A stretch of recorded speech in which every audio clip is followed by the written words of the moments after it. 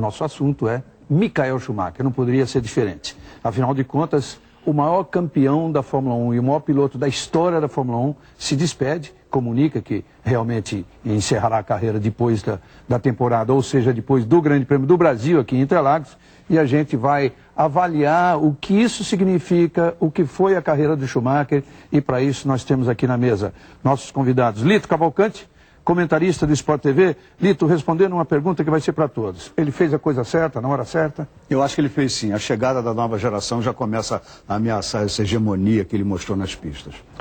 Wagner Gonzalez, jornalista especializado em automobilismo, nosso velho amigo aqui. Wagner, hora certa?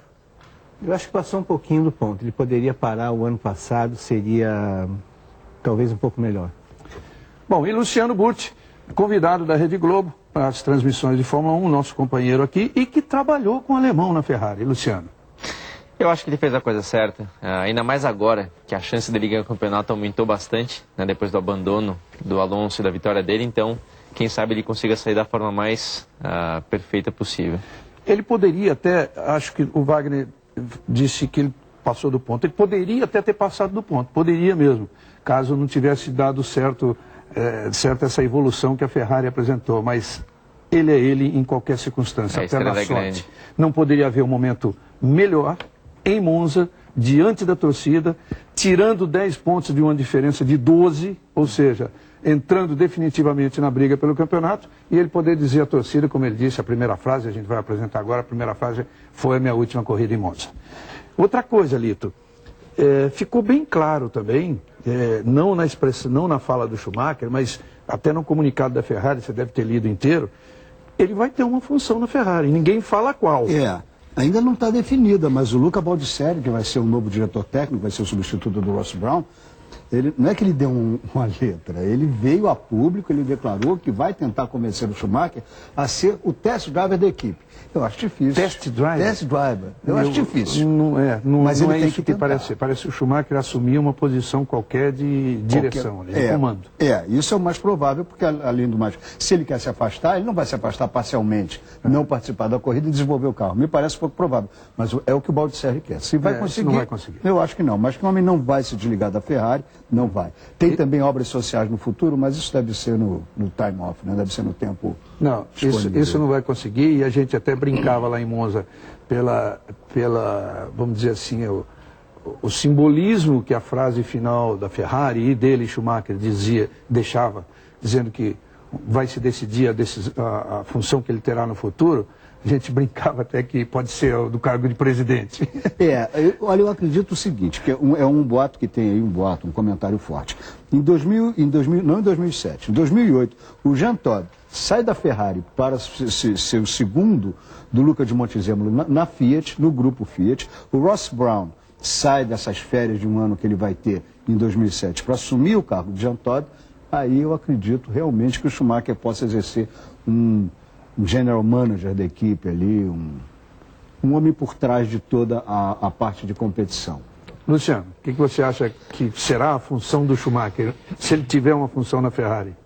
Olha, eu acho que pode ser que ele tenha um cargo na direção da equipe, mas muito mais aquela coisa de estar ali envolvido, de não deixar a Ferrari. Operacionalmente, eu duvido que ele tenha um envolvimento, assim, acho difícil. O mundo da Fórmula 1 não é um mundo muito convidativo, né? Não é um mundo muito gostoso de trabalhar, de ter a convivência ali dentro. Então, depois de tudo que o Schumacher fez, não tem mais necessidade nenhuma de estar envolvido profissionalmente para ele, ou seja, financeiramente, ou seja lá o que for.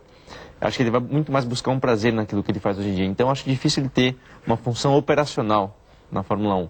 Acho que sim, ele deve continuar o contato, deve continuar representando a Ferrari, um conselheiro, seja lá o que for, mas no operacional do dia a dia eu duvido um pouco. Wagner, houve muita fofoca aí que a gente, até na volta, parando nos aeroportos, aí, abrindo o site, eu comecei a ler que isso tudo é um planejamento para ele voltar daqui a pouco, ou por McLaren, ou por RBR, coisas desse tipo. E nada disso merece crédito, né? A lista é grande e vai um pouco além. Há até uma história que o governo alemão estaria empenhado em levar o Schumacher uma temporada na Mercedes ou na BMW, que são coisas assim um pouco exageradas. Eu acredito que a grande dificuldade agora está na cabeça do próprio Schumacher, que depois de tantos anos ralando dia a dia, se dedicando 24 horas por dia no estilo que o Ayrton se dedicava, a mudança vai ser muito brusca. E essa mudança vai requerer um período de adaptação do cara acordar e não ter o que fazer. E aí, será que ele vai aguentar um cara que é tão elétrico, tão dedicado, tão focado naquilo que faz?